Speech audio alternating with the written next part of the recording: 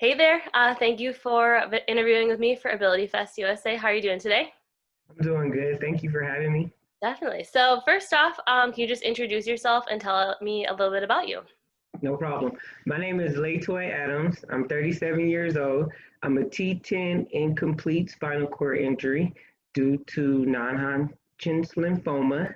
I am currently in Whitewater, Wisconsin, playing wheelchair basketball at the University of Whitewater.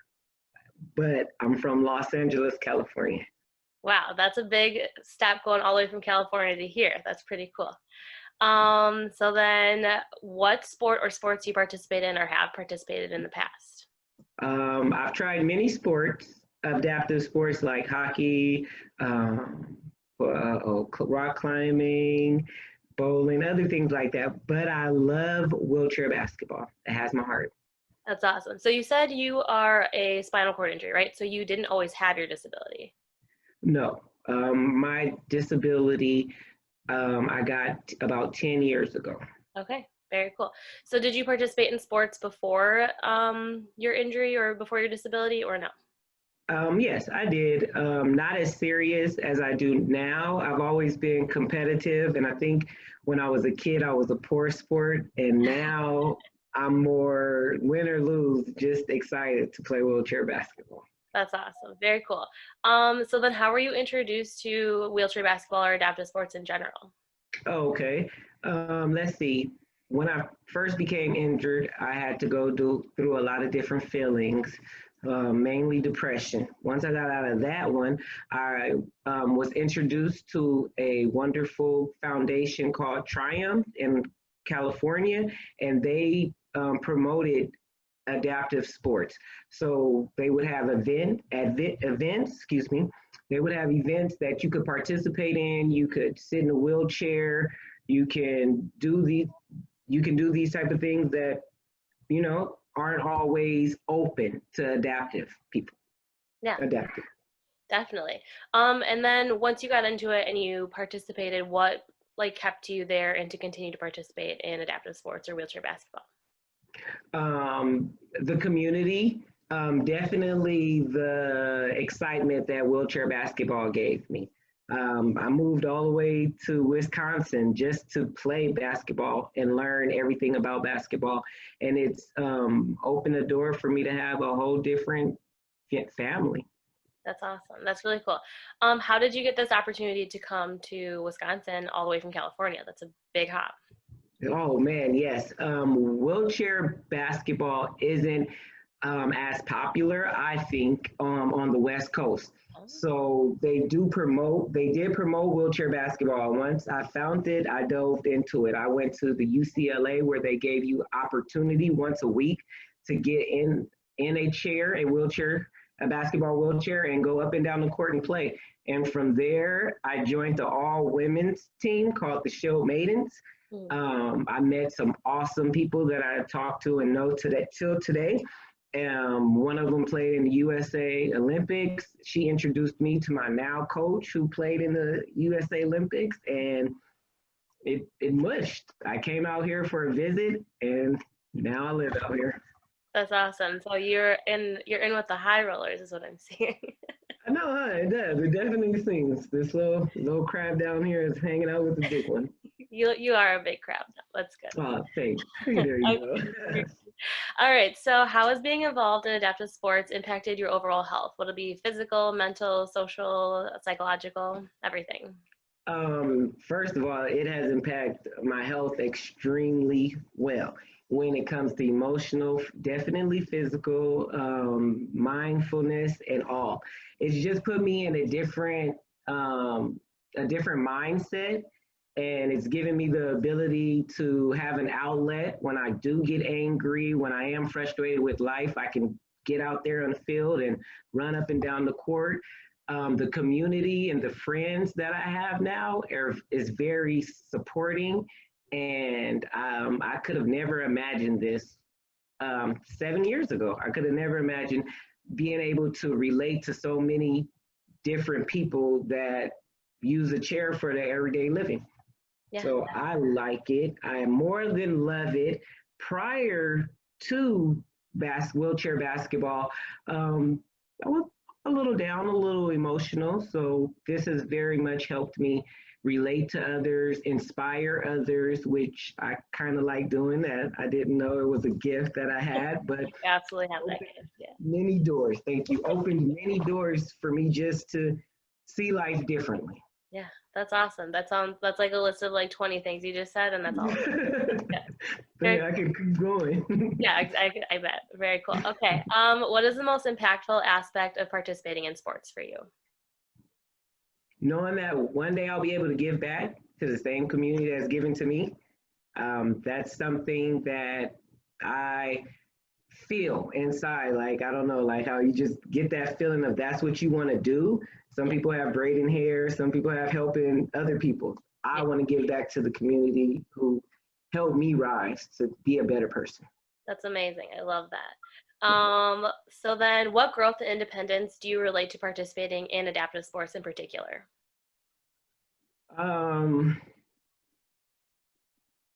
just, I think knowing that we, as adaptive individuals, can do just about anything. I think that when I first played basketball, you have your own wheel basketball chair. So you have to take this chair wherever you go. Now you're holding two chairs trying to get to A and B. And I was like, cannot happen. I can't do this. Look at me 3 years later. Oh, I'm doing it. I'm showing other people that it can be done. So just, I think before I was sheltered with, oh, could you give me that? Or, oh, I don't want to do that. And now I'm like, oh, I can do it. It might take me a little longer, but don't count me out. I love that. That's amazing. And from point A to point B, where are some of your point A to point Bs? The car. You long distance travel? If I do, yes. But wait, what do you mean by that? Like for tournaments and stuff, like do you have to get on airplanes and do you have to travel far with your equipment and stuff like that? Yes, absolutely. Our team gets on the bus and we have to pack up this big bus. Underneath, all the wheelchairs goes, basketball chairs, regular chair, everyday chairs, and we get on the bus. We do it in negative 13-degree weather. It's kind of, when I first did it, I was thinking like, you guys are not in the right mindset. Why are we doing this? And now I just see that we do what we have to do to have the fun that we want to have. So it's definitely been it's not going to happen for you. We're going to take care of it and we're going to do it. So that's definitely been a transition. That's awesome. That's super cool. Especially going from California weather to Wisconsin weather. That's super awesome. That's super cool. Some would say awesome. I say I think I'm a little crazy. Oh, potato, right? Do you have a moment or story that is very memorable to you? Yes, I do. I'm a veteran, and I was able to get involved with the Veteran Wheelchair Games in 2015, and I really didn't know what to expect because this was my first time. But to be around more than 500 disabled veterans, women and men, that were ready for a week of competition, that was I remember that whole week of meeting people again that I speak to today, to this day, and gaining friendships. That whole week in Utah, playing new type of adaptive sports games, seeing people compete. Like, I don't know if it's because of where my injury was, or I didn't see a lot of disabled people playing sports, but that week I got to see it all. Swimming, tennis, any sport, you name it, we were doing it in a wheelchair. And from that day on, sports has been what I'm about. That's awesome. I got the chills from that. That's super cool. 500 veterans in one place, just all together. That's amazing. And it keeps growing every year. That's awesome. Very cool. Do you plan to go back next time it's available? Oh, absolutely. It wasn't available this year due to COVID, but they did it virtually. And it was just nice. It was just nice to be involved in it. You definitely miss the social act where you get to meet and hang out with your friends and talk about life experience. You miss that. But the competition and working out, I'm here for that. That's awesome. Very cool. What impact does participating in adaptive sports have on your relationships, whether it be friends, family, community, whatever? Um, it plays a positive, it has a positive impact because of the support that I have. Growing up, you would have your parents come to your basketball games and things like that. Now I have that type of support here. Just last year, I went to Venice Beach. DK3 had a tournament for veterans, and my sister and my aunties came out and had little bandwagon Oh, that's cool. signs and was like, "Go Adams, go LeToi." So just the support that you get from people that you don't even know, just enjoying you watching play at the school. I've met a lot of people that just say, "I like the way you get down the court or get up and down, your aggressiveness. I like that. I like to watch you play." So that type of impact, I feel like is positive, that they get to see something awesome, and I feel good out there doing it. That's awesome. Very cool. Tell us about a challenge you've had to overcome participating in your adaptive sport.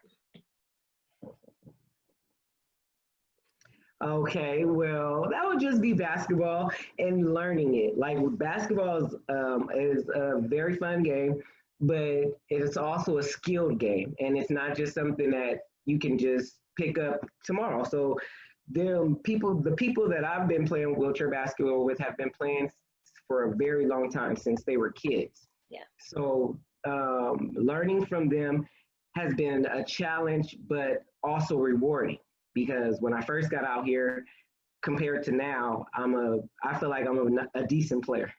You are definitely a good player when you play for Whitewater. You're doing definitely, but yeah, especially learning all the different drills and skills, and from team to team, I'm sure it's different. And so going from your old team to the new team, that's definitely got to be a big challenge in itself. So, but you're doing it. You're doing good. So.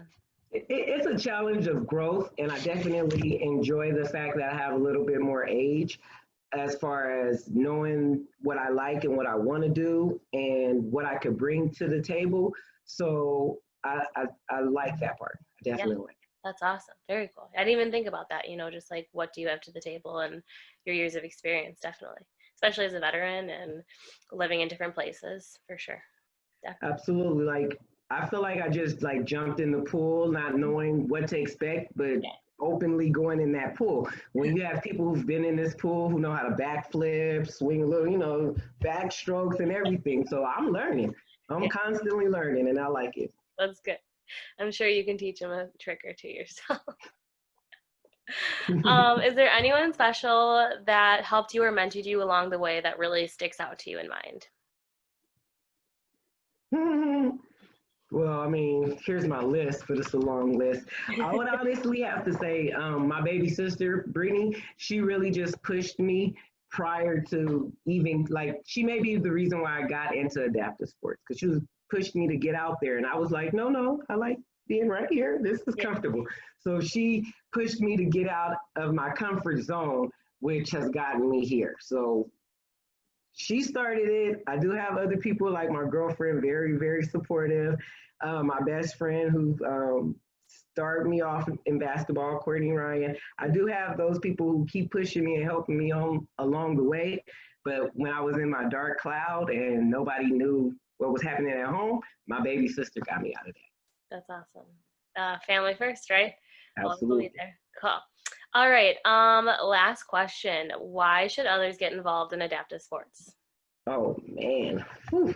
Why should others get involved? Because it's an awesome feeling. Not even if you are, not even if you play adaptive sports, being a volunteer, just watching the game, it's rewarding. It's fun. It's what's the word I'm looking for? It's becoming more popular. A lot of people that I meet are volunteers and they just get involved because they want to see other people smile or be happy or live their life to the fullest. So you meet some awesome people. You get to learn a lot, even if it's about yourself, if it's about a community that is growing. I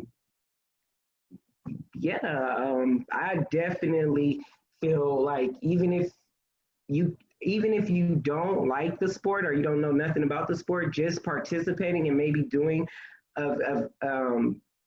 volunteer service one time, you will enjoy what you see. Right. Absolutely. Very cool.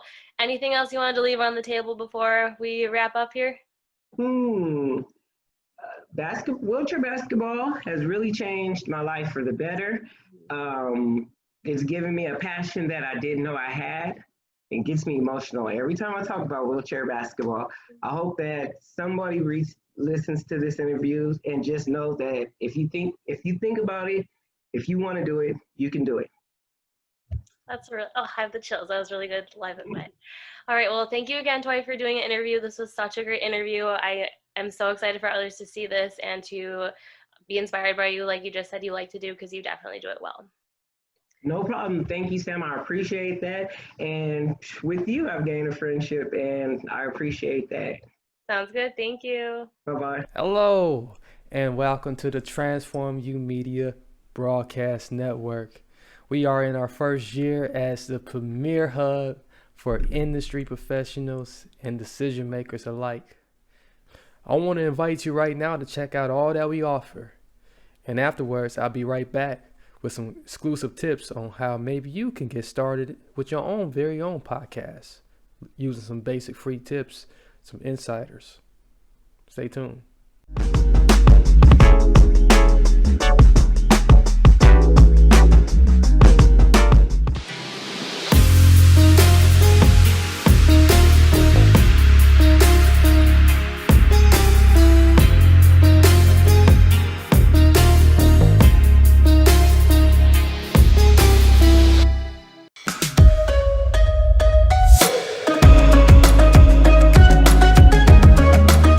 I'm liking his idea of, I think you brought up, Marcus, as collective empathy.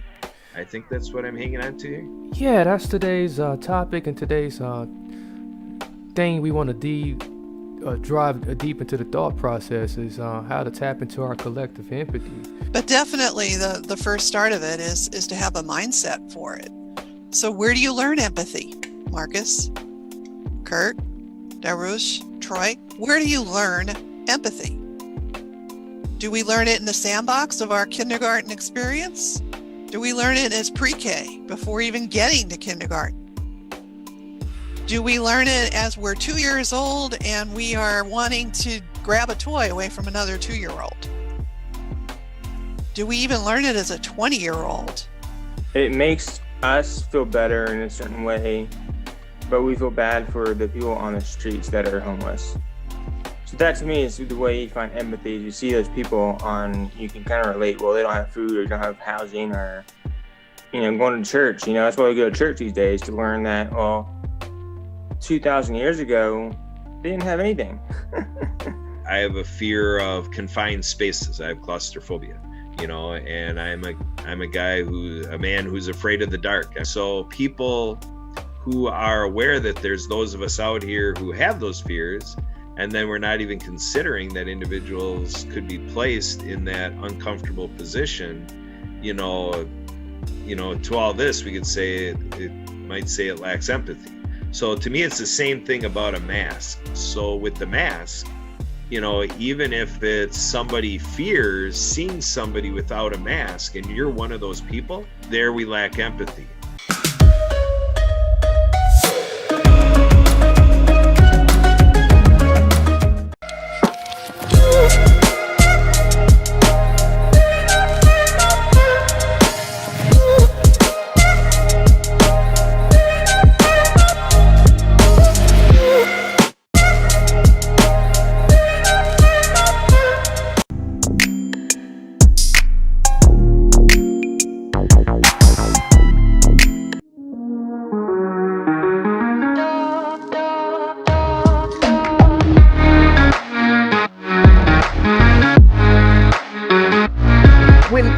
Take you back to 1986, I was ranked #1 in the United States.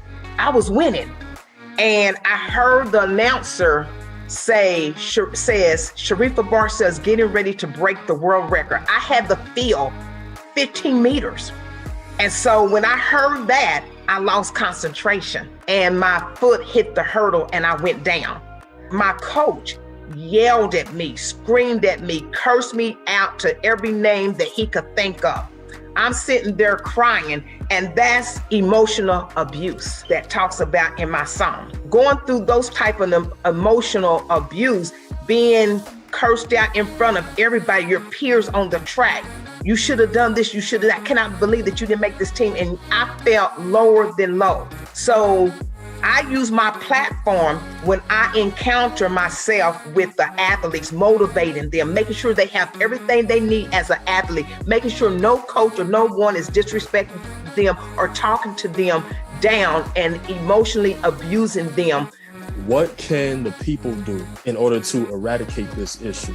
If you know someone out there that's suffering from domestic violence, be big enough, be bold enough to tell them you deserve better. So they're finishing up the video of Strong Women. So we have some powerful actors and actresses that's going to be in the video. It's going to be very powerful. Rose and I, we're very excited about this project.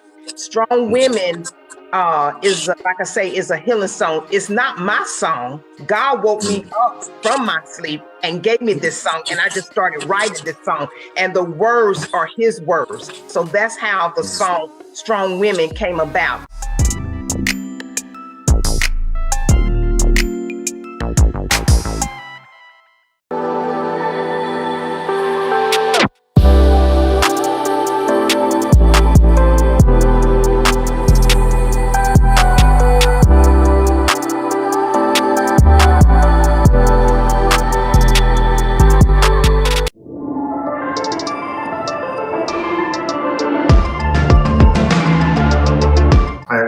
This is Dariush, and I'm here with you with my friend Kurt Rotzkopf. Thank you, Kurt, for joining us tonight. In tonight's show, I want to provide more information and more details about how to surf the web relatively safely.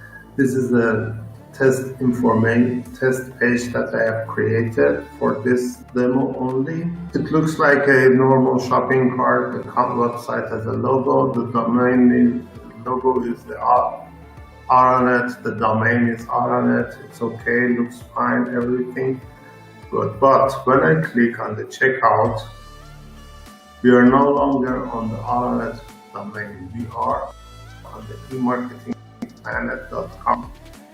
We enter the card information here and click on submit.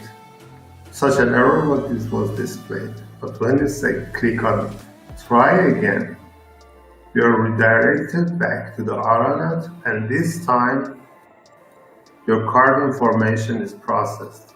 But the difference is that on the previous page, your card information was lost.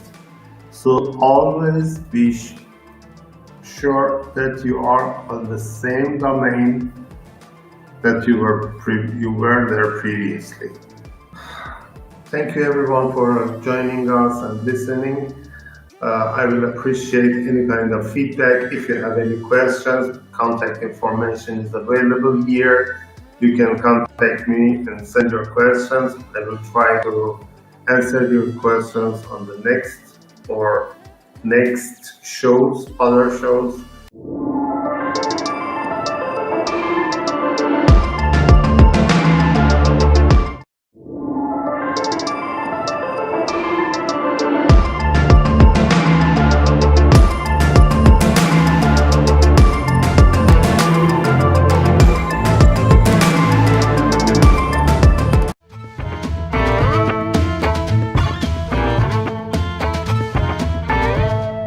Hey everybody, welcome to the J Moore Tech Talk Show. It's a wonderful Friday, great to be here. Our next guest, Edwin Edeberry, will be coming up very shortly.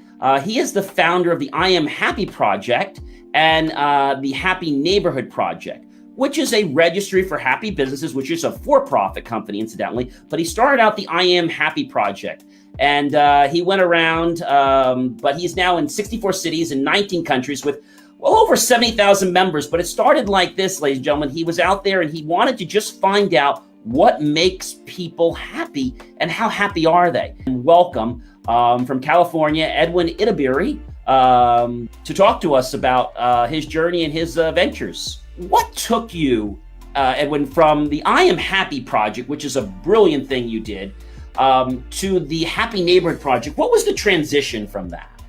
I came across a study that was conducted by the Harvard Business Review. And it said that happy businesses attract 37% more customers. Wow. And for somebody that have spent a lot of time researching happiness, I was very fascinated by that.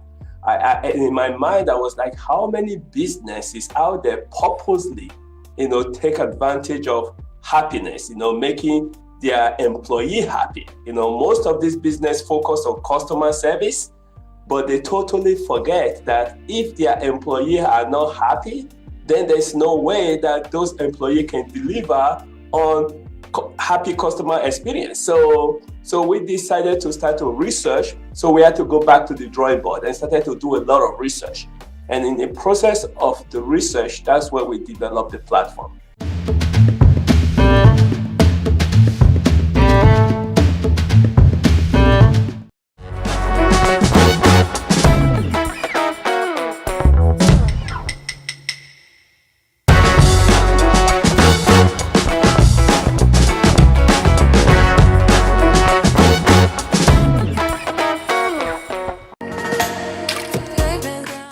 I'll do whatever it takes to lower your ego, guys. I'm gonna take your face and I'm gonna go. What do you like? That she showers at least once a week would be nice. Okay. Now, did women chase you during that time? Yes. And then what did you do? What? I think everyone just needs a hug. Do you need a hug? Yeah. Okay.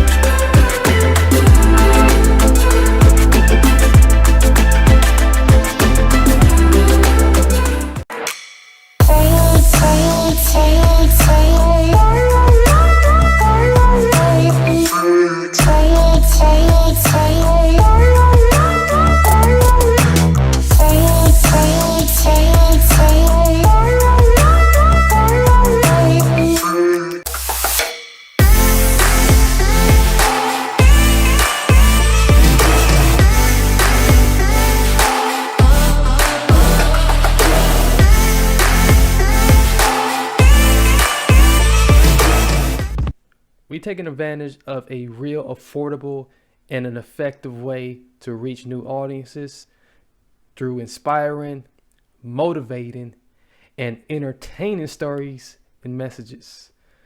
The Transform U is an emerging broadcast central hub with a diverse international audience and extensive coverage of innovation and social media marketing and streaming. Some of our top shows is the very show that I started off with, the Transform U Live show. Welcome to the Transform U Live show, hosted by Marcus and Paul, our good friend Paul. So today's particular episode recording is about how to experience consciousness. Yeah, I think what we're going to touch on today is going to really help people, really put things into perspective about, how to deal with certain things. Yeah, because Paul, and for those who don't know, I have battled with, mental health illness for about 7 years now, going on 8.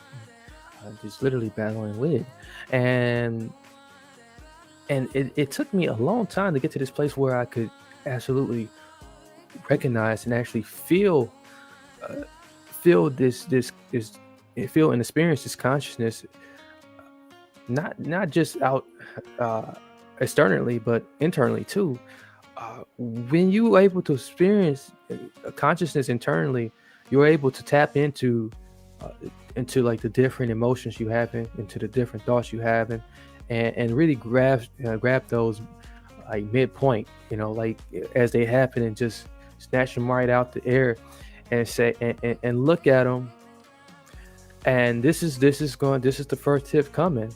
look at them for as they is. Look at them as like, the human experience that they are, and know that they are a part of you.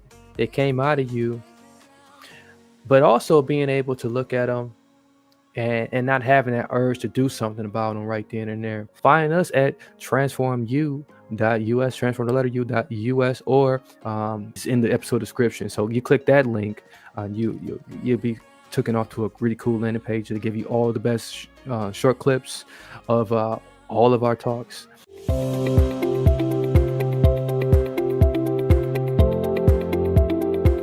So much division and chaos that's growing around the world, we became the leader and choose to step up as the world's only voice of intuitive, empathic, and wisdom sharing collaboration from emerging, respected brands around the world. We have a deep-rooted foundation in the wellness and personal development industry because of the intriguing story and history of myself, the founding principal. You're a young pup. Today I have the great pleasure of speaking with Marcus Hart. For the most part, there was a time where I was looking for a way to, find purpose and meaning for my life. And I actually came into this world. I suffocated at birth. I died at birth. My dad was in prison, so I didn't really, get a chance to know him until about age 9. But I lived with him at age 13. It was hell. My mom, she was a single mother. We didn't really live in the best parts of the city. At age 17, I decided to enlist into the military. And when I made that entrance to the military, more trauma piled on.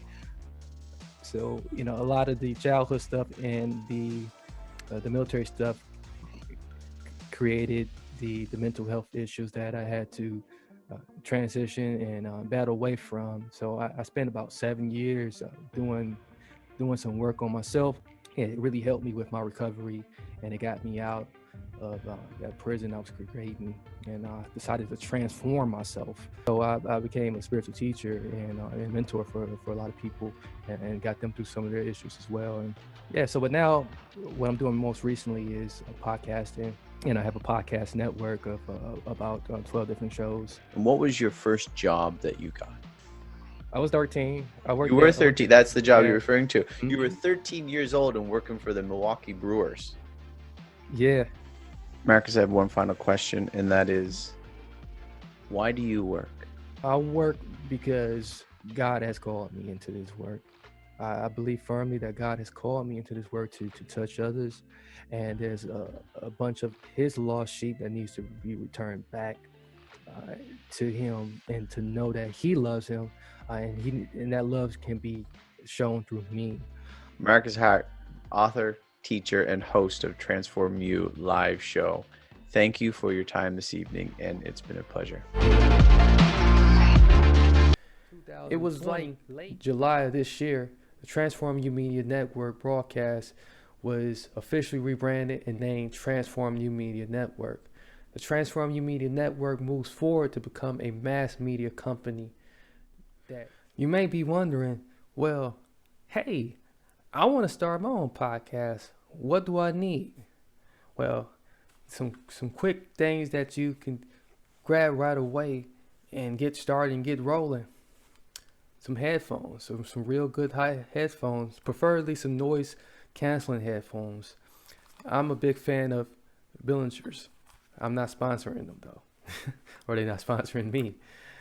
And a good mic, a very good mic. Now, me myself personally, I didn't start off the way I'm at where I'm at right now. I started off with just a pair of headphones like this. You can start off with something like this, a gaming set of headphones. They don't have to be as fancy as this with the lights, but a pair of headphones with a mic on it is just as efficient. This is the same way I got started. So once you get your basic equipment, I'm going to suggest a platform, a hosting platform to host your podcast. Get that thing publishing out there. But don't forget to put in a good description and a good title. You don't want a very lengthy title, just a very straight to the point title. Also, that you know what your format is. Format. Well, what's format? Good question. Another good question. So format, you want to know how many hosts. Is it just you? Do you have a co-host?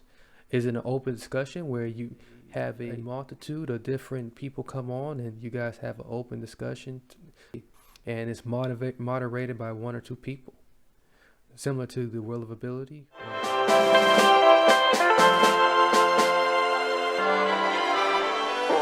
Yeah, so here we are. We've launched another episode of the World of Ability. And this is who I'm introducing right now. This is Julia. And just a little while ago, we were talking about how she was volunteering. She was part of a program to help people that were blind being able to sail sailboats. And so she was the eyes for the sailor. Yeah, of course, there are lots of challenges in our country at the moment. I'm dealing with a lot of people. I work with a lot of disabled people in the country.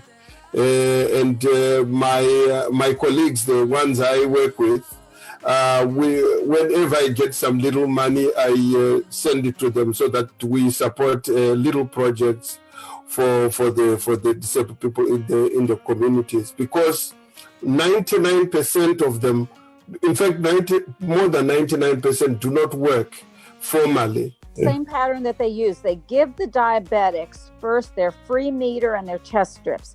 Then they're locked into that. So when they get the first person and the very rich people, that's a tax write-off. Once they get that John Deere tractor in there that, oh, this one has the computer and it sprays this chemical so that you're not spraying too much chemical, then they're just mass producing, and they start raising food for the big animals, the cows that make the methane gases, and getting people to eat the American-sized portions. Then they just start with the diabetes, the obesity, and all of that. So I was a little deerette for the John Deere people, and I think that there's a place for some of that, but there's not a place for killing the soil.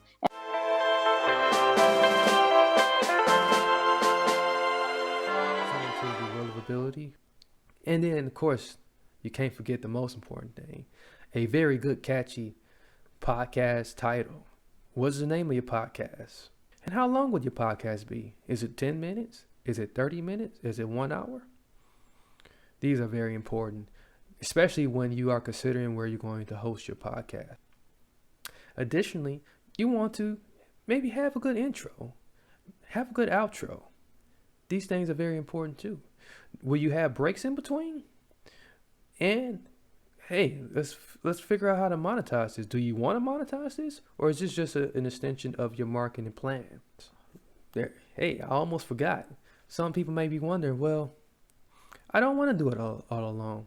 Maybe I want to outsource some of the other work, like doing the episode descriptions, like doing the marketing of the podcast, doing the editing part of the podcast. Or maybe I do want to have a video component to my podcast and make it a video podcast. These things can be very time consuming, especially for someone who wants to continue to do what they already love doing. And maybe the podcast is just something on the side that they may grow to learn to love. Or it may be just an extension of their marketing plan. Whatever the case may be, you may be wondering, okay, well, can I outsource some of this stuff? You certainly can. Now, there's one more component. I know I was going to let you go a minute ago. Maybe you want to join a network so you can really supercharge your marketing efforts. And so what is a podcast network? I guess I didn't mention that part. Maybe I did, maybe I didn't. A podcast network is a collection of podcasts that are produced, distributed, or made available to advertisers through a single company or network. And so you may be wondering, what is the secret behind leveraging the power of the Transform You Media Network? How do you do it? What is your simple formula for success? Well, it's the founder's inspiration, which is me, and a creative staff and the shows itself that helps to create any brand's transformation journey played out in podcast format or on screen. We are tapping a global scale with unlimited access and creating a track record of entertainment and inspiring audiences everywhere. Just about out of time. I hope to see you soon on a live stream, or who knows, maybe you might be next one who's starting the show on my podcast network. Until next time, many blessings, peace, and lots of love.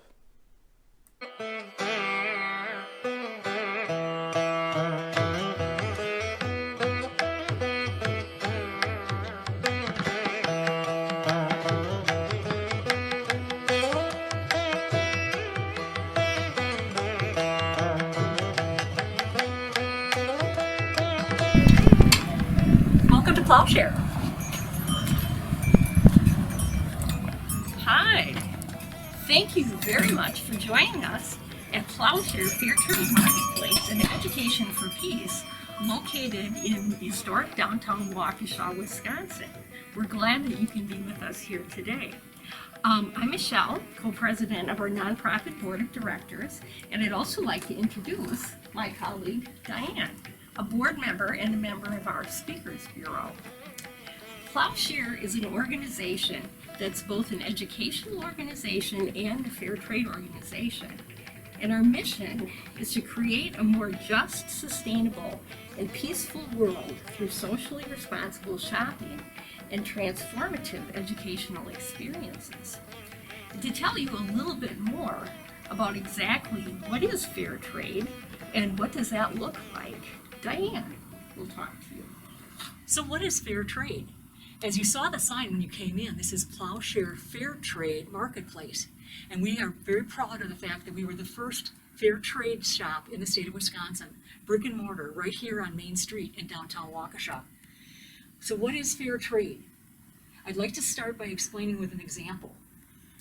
Fair trade is all about giving fair wages and creating a dignified workplace, giving dignity to work, and having a long-term partnership with different organizations, having safe working conditions for the people that are our producers, providing health care and education for their children, and sustainable practices as far as environmental safety. Fair trade is an organized social movement that has been around to try to eliminate poverty and promote economic justice around the world. Plowshare works with different artisans and farmers from 30 developing countries around the world. So what is fair trade? It's based on principles, including providing opportunities for disadvantaged persons, giving fair trade practices that include no child labor, no forced labor, and it's all about promoting fair trade in respect for the environment as well. The example I'd like to start with is one of our first partners in the fair trade marketplace, and that's Equal Exchange.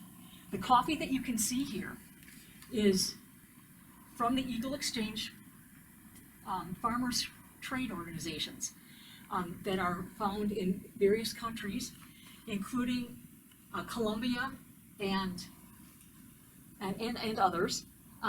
It starts out with the notion of the farmers growing the coffee and going to a cooperative kind of marketplace, roasting it at Equal Exchange, and then making it available here at Plowshare. Many of the normal steps in a profit-driven environment are skipped in this storyline. By cutting out a lot of the middlemen, we can give the farmers a better price for what they're doing and give them in turn a better life, allowing for education and healthcare benefits within their families. A second product I'd like to talk about that helps to explain the principles of fair trade is the idea of the Women's Bean Project. We have a variety of items including golden cornbread and raspberry lemongrass iced tea, along with a variety of things that are pictured here, everything from nuts to trail mix, that are made possible through the efforts of an organization out of Denver, Colorado called the Women's Being Project. It gives women who are in a disadvantaged situation an opportunity to get a chance to have a job and to be able to create these products that are again shared in a fair trade environment. The next product I'd like to share is the one that is made of recycled inner tube tires.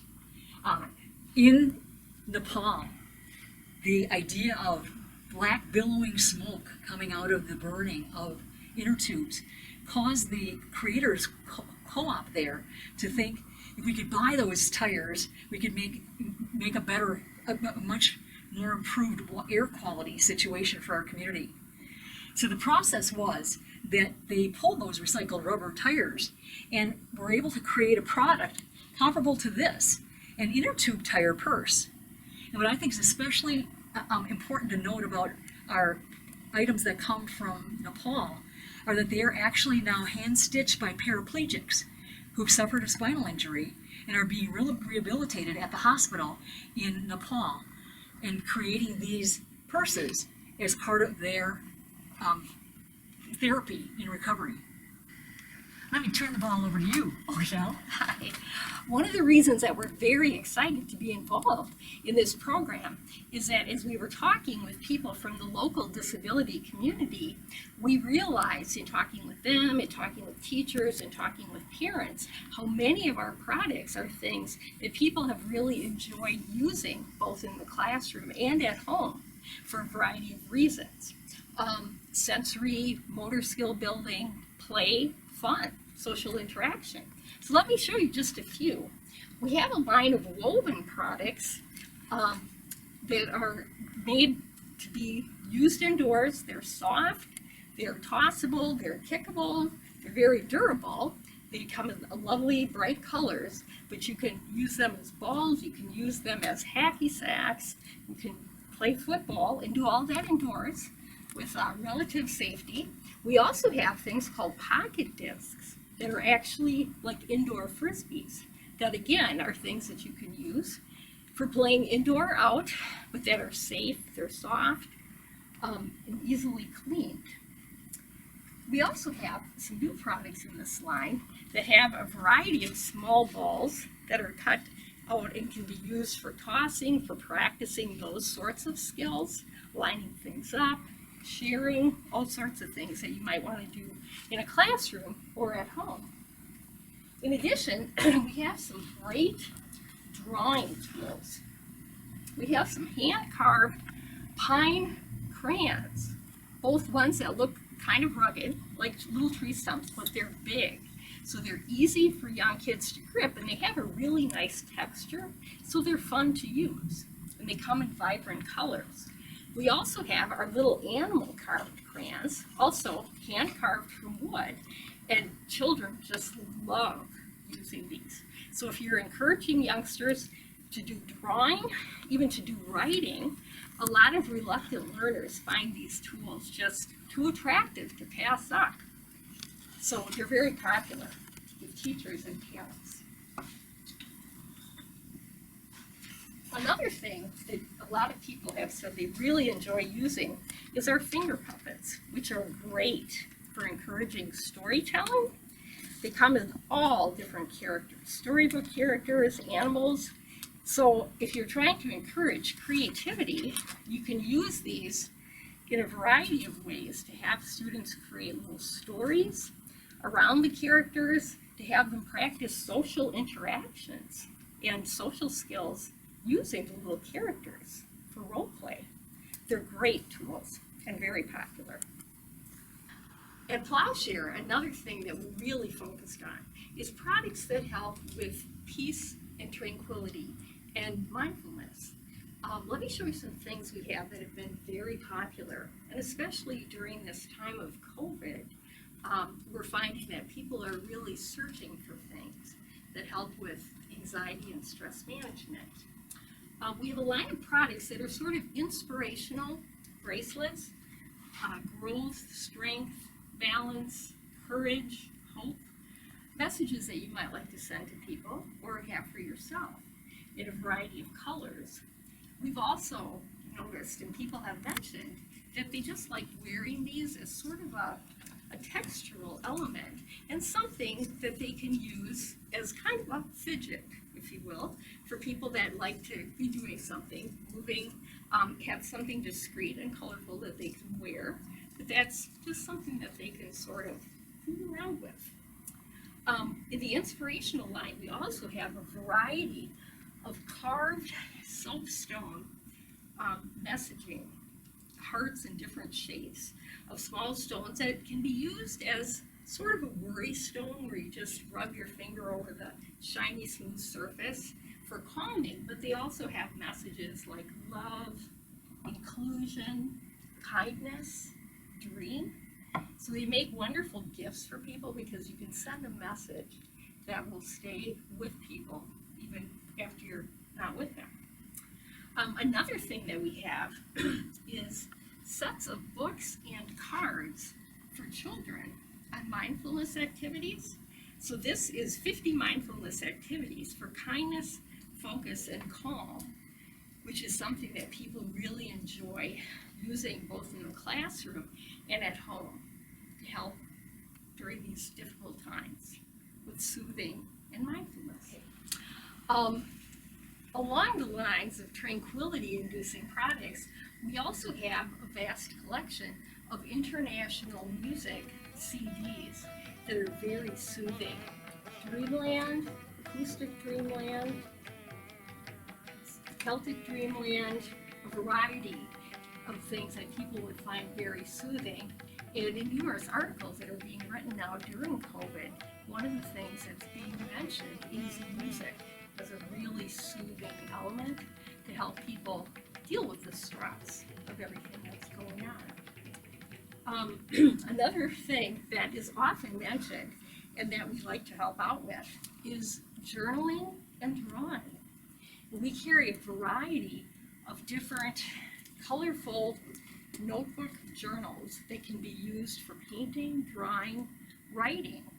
And because they come in such a delightful array of different designs, if you're ordering them for children, you can often find things that feature one of their favorite characters, something that they'll enjoy using and that will encourage them to use their journal. We also have ecology-related themes, just artistic, brilliant, colorful themes, a wide variety of different ones that people can use and enjoy using. And Diane will tell us a little bit more about the story of the paper that fills these unique journals. The product line is called Mr. Ellie-Poo. It's elephant dung paper. Yes, elephant dung paper. In Sri Lanka, wild elephants were being killed because they were being a nuisance to the farmers. And they decided that elephants have a useful byproduct that they could use for something that would save their lives. So their mission at Mr. Ellie-Poo is to put fairly traded paper making and artisan jobs into this conflict area and keep the elephants alive. Our hope is that the sustainable jobs will change the perceptions of Sri Lankan farmers. These noble creatures, these elephants, can be an economic asset instead of a threat. As they eat, poop, they're able to boil and sanitize that byproduct, turn it into pulp, and make clean, odorless, and eco-friendly, acid-free paper that's amazing for journals and for portrait drawings. Okay, finally, we have one of our favorite product lines, Gifts for the Journey. Let me tell you a little bit about the story behind how we came to carry this product. As part of our organization's mission, we collaborate with different groups in the community and in our area to provide educational programming free to the community on a variety of topics related to peace and social justice. For instance, one of the programs we had in 2019 was a collaboration with a community group, Adaptive Community Approach Program, that featured disability etiquette and helping to educate people about ways in which people with disabilities would like them to interact and things that people would like others to know about interacting. It was a very popular program. We also have individuals who are at the Adaptive Community Approach Program volunteer here at Plowshare, working on inventory, helping us with stocking, doing a variety of things. And that's been a long-term partnership that we've treasured. And that's been a collaboration between our education unit, our fair trade unit, and our community group, ACAP. This particular product comes to us from another one of our partner collaborations in the community. In the last several years, we've become very involved with the anti-human trafficking movement in southeastern Wisconsin. And the group that produces these products is Franciscan Peacemakers. It's a group in Milwaukee that works with women who are trying to leave the life of being trafficked and who are undergoing a transition where they're learning job skills and daily living skills through social enterprise. These products, Gifts for the Journey, which include wonderful lotions, soaps in a variety of different scents, calming candles in a variety of different scents, bath bombs, and different attractive soap dishes and other products related, are all produced as part of the social enterprise program for the women who are basically learning life and business skills so that they can go beyond the life that they've experienced and be successful working in private enterprise. So we've worked a great deal with different groups in our community supporting these efforts. And as part of that, we came to be connected to these products, which have become incredibly popular in our shop. Thank you so much for touring with us. We appreciate having the opportunity to show some of the hundreds of products that we have at Plowshare Fair Trade Marketplace in Waukesha. If you would like to see some of the items that we haven't talked about, they're available on our online store. Because of COVID and the limiting shopping opportunities, we've just started to have an online presence that you can go to www.plowshareftm.org and shop and be able to see the kinds of items that are there. More information can be found at Plowshare Fair Trade Marketplace website, which is at www.plowshareftm.org. You can find out more information about our location at 219 West Main Street in Waukesha, and you can contact us at 262-547-5188.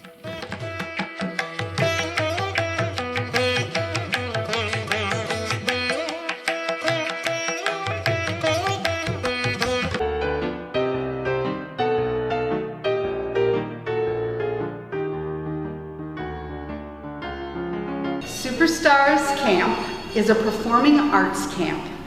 We have visual arts as well as performance, acting, singing, dancing. We do a lot of puppetry in this camp. Sometimes we have script writing depending on the group that we have. Our first year was maybe 3 or 4 kids. We were in the gym at St. Marcus, and it evolved. It evolved into this 20 kids now, on the spectrum, off the spectrum. Any special need can come and join us as well. We do have adults on the spectrum who are part of our staff. And the people who have autism that are helping with kids with autism are so valuable. I get a different perspective than what my perspective is. And we try to figure out, what works best for each child.